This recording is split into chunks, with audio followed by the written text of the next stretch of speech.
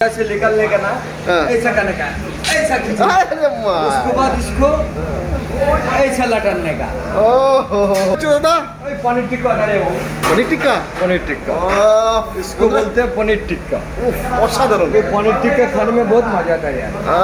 কালারটা দেখেন বন্ধুরা, কালারটা অসাধারণ। कलर का पनीर टिक्का खाने का तो ऐसा, ये देखो ऊपर से हल्का सा बटर देने का, ठीक है।